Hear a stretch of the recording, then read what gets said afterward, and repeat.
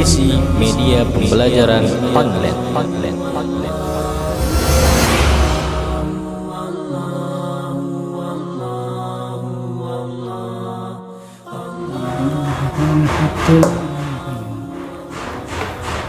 Bismillahirrahmanirrahim. Assalamualaikum warahmatullahi wabarakatuh.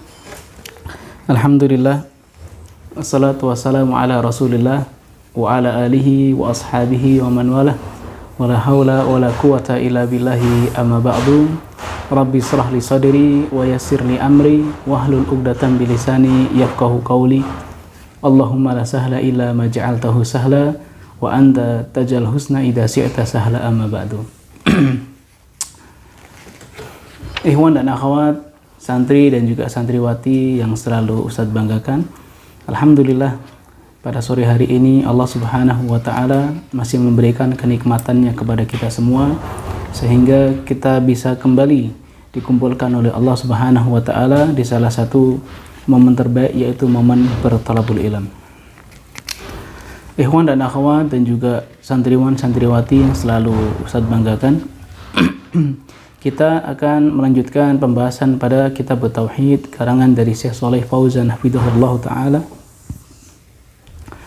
yang mana kita sore hari ini akan masuk pada bab selanjutnya pembahasan, yaitu belum jauh dari kata-kata syirik, yaitu al-kufru ta'rifuhu wa anwa'uhu, kekufuran, pengertiannya dan juga jenis-jenisnya. Kalau disebut kata-kata kufur, maka kata kufur tidak jauh dari kata-kata syirku. Kalau kata-kata syirik itu lawannya adalah at-tauhid, at-tauhid lawannya adalah syirik, maka lawan daripada al-kufru yaitu al-iman, ya. Tatkala tauhid berlawanan dengan syirik, maka iman berlawanan dengan kufur. Ta'riful kufur lugatan asyatru, pengertian dari kufur yaitu tertutup. Pengertian secara bahasa. Apa dimaksud dengan tertutup? Tertutup yaitu tertutupnya hati seseorang dari keimanan kepada Allah Subhanahu wa taala. Kemudian ta'rifuhu syar'an, pengertiannya secara bahasa yaitu didul iman, lawan daripada keimanan, ya.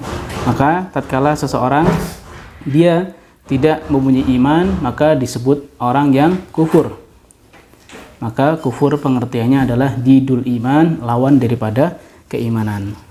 Mu'alif kembali melanjutkan perkataannya, fa innal kufra adamul iman billahi wa rasulihi, karena sesungguhnya kufur yaitu tiadanya iman di dalam hati seseorang, baik iman kepada Allah ataupun iman kepada Nabi kita sallallahu alaihi wasallam.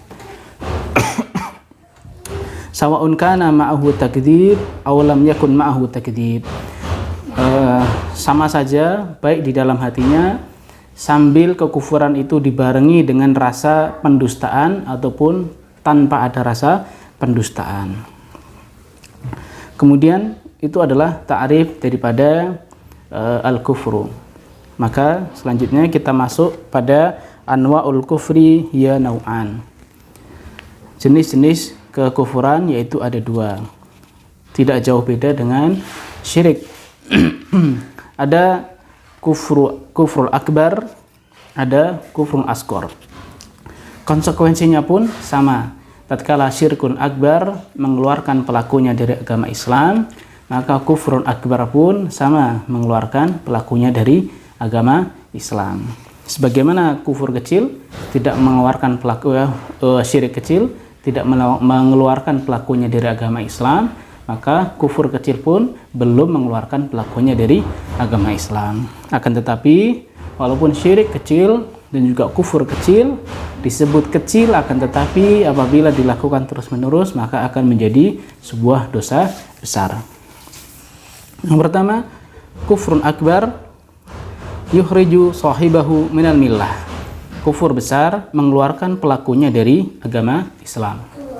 Sebagai contoh, wahwa khamsatu aqsam, dan kufur besar ini terbagi menjadi 5. Yang pertama adalah kufru takdzib.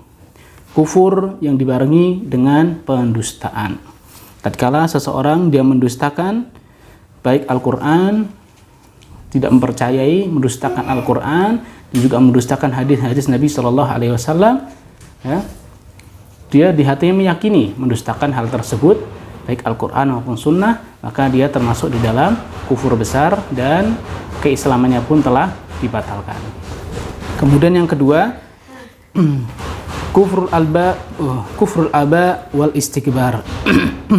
kufur yang dibarengi dengan rasa sombong, ya, dan juga keangkuhan.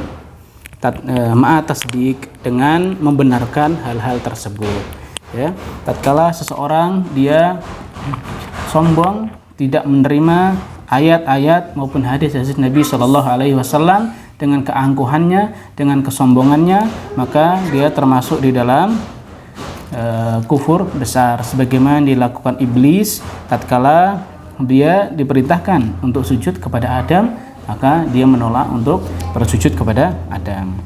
Wa id qulna lil malaikati isjudu li adama fasajadu illa iblis. Kemudian jenis yang ketiga yaitu kufrul syak. Kufur yang dibarengi dengan rasa keraguan-raguan, ya. Tatkala seseorang dia ragu dengan firman Allah, dia ragu dengan hadis-hadis Nabi Shallallahu alaihi wasallam, maka bisa jadi dia telah terjatuh kepada kufur besar. Maka berhati-hatilah, maka kita harus segera untuk meyakinkan diri kita agar kita kembali kepada Al-Quran dan juga Sunnah dengan penuh keyakinan. Kemudian jenis yang keempat yaitu kufrul i'rad. Kufur yang dibarengi dengan kita berpaling daripada ajaran Islam, baik Al-Quran maupun hadis Nabi kita Shallallahu alaihi wasallam. Kita menolak, ya.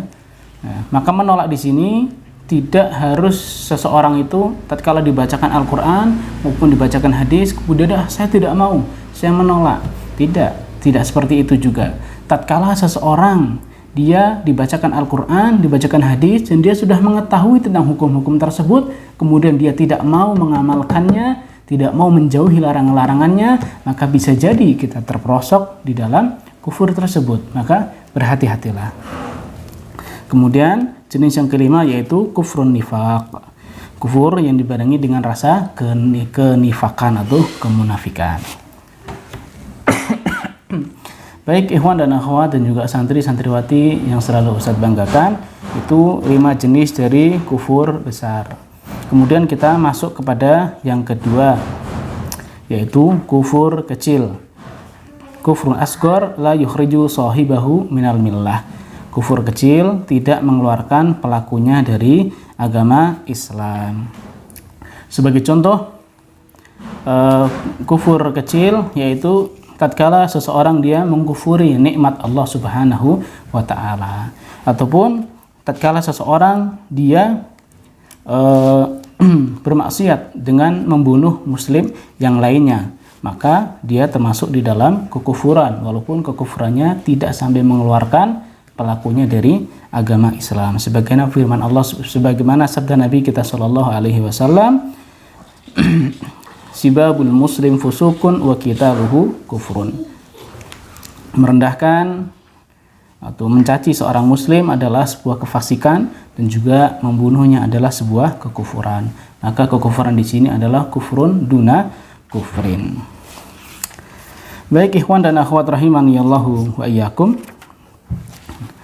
Nah, maka kufrun nikmah di sini tatkala kita sudah diberikan nikmat oleh Allah Subhanahu wa taala, maka kita diperintahkan untuk bersyukur. Maka rukun daripada syukur itu ada 3. Yang pertama adalah yang pertama adalah syukru bil qalbi. Seseorang dia mensyukuri nikmat Allah dengan hatinya, dengan meyakini, membenarkan bahwasanya nikmat itu adalah dari Allah Subhanahu wa taala. Kemudian yang kedua, syukru bil lisan. Dan dia mengucapkan dengan lisannya, ya,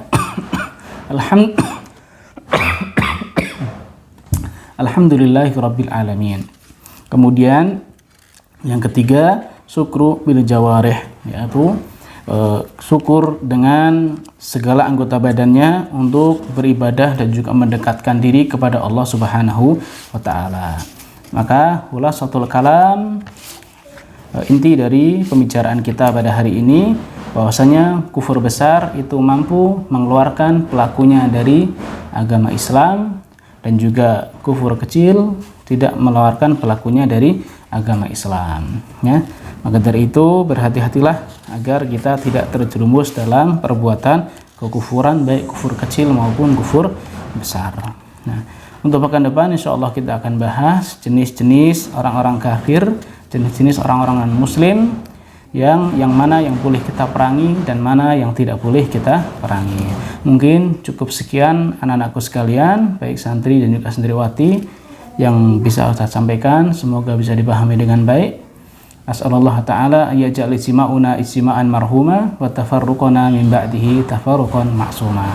Subhanakallahumma wa bihamdika asyhadu an la ilaha illa anta astaghfiruka wa atubu ilaik. Wassalamualaikum warahmatullahi wabarakatuh.